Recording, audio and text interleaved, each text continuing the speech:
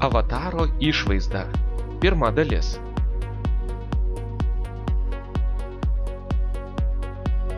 Avataro išvaizda.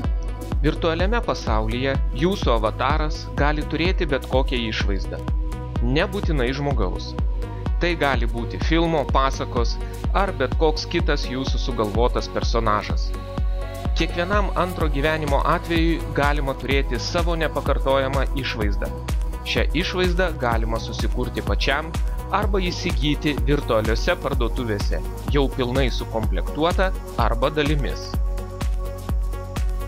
Štai keletas paveiksliukų, kaip gali atrodyti avatarai. Atkreipkite dėmesį, kad kai kurių iš jų apačioje jūs matote leidimus.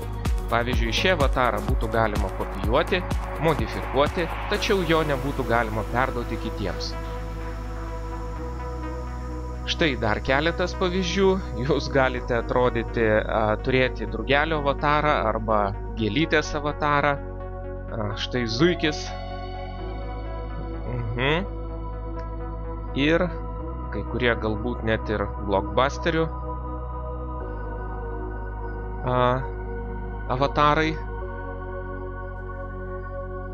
Į sąvoką avataro išvaizdą įeina avataro kūnas, figūra, shape, oda, skin, galva, bold base, plaukai, hair ir rūbai, appearance.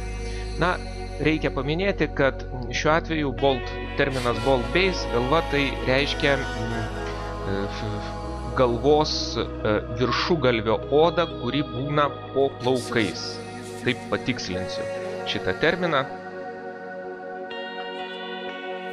Štai dar keletas pavyzdžių.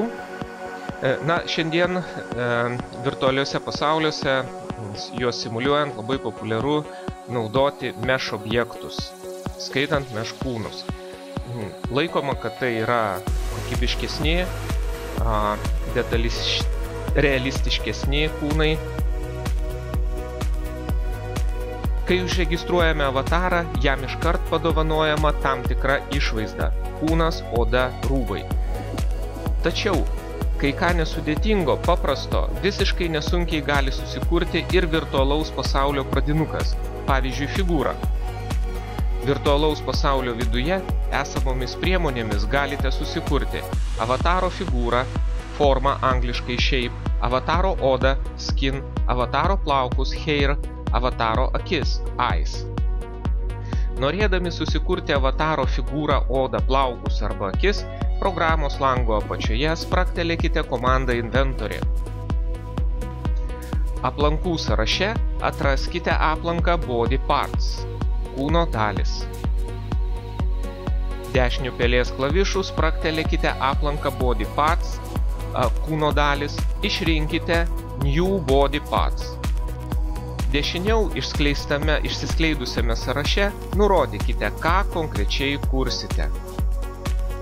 Priklausomai nuo to, kurią komandą pasirinkote, inventoriaus aplanke body parts atsirado naujas aplankas vardu new shape, nauja figūra, new skin, nauja oda, new hair, nauji plaukai arba new eyes, naujos akys.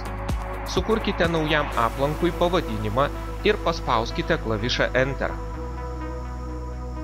Kaip visada paskutinėje skaidrėje, užduotis savarankiškam darbui. Ačiū, kad žiūrėjote.